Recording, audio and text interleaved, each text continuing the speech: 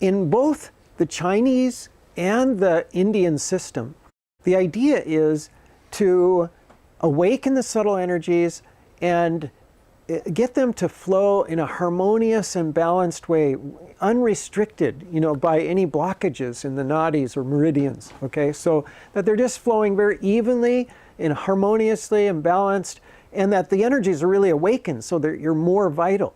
And in both systems, when that happens, they consider that will be the state of optimal health, that balance in mind and body, because the subtle energies are the junction point between mind and body. There's the physical body is grosser, the mental body is subtler, and in between that is the energetic body.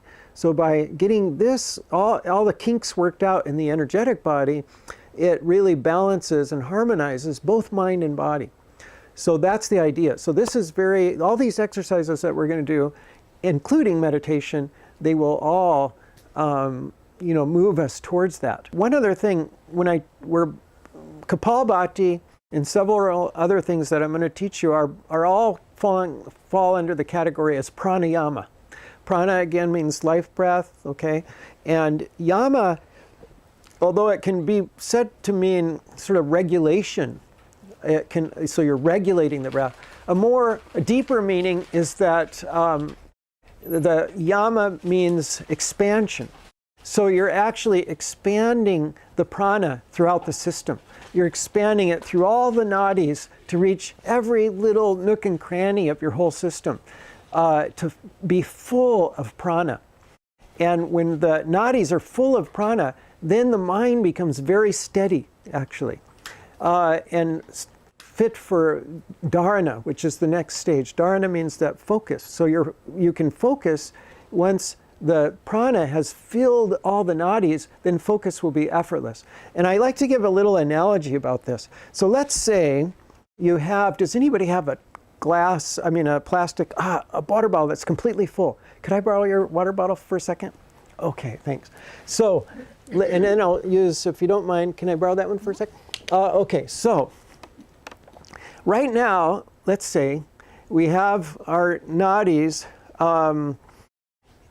and they're not filled with energy, right? The prana is not, it has not expanded to the point of filling every nook and cranny.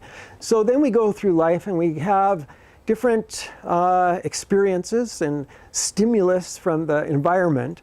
And what that does, it comes in through the senses and in the mind, it registers in the mind, and the system responds to it or reacts to it. And so it's like this.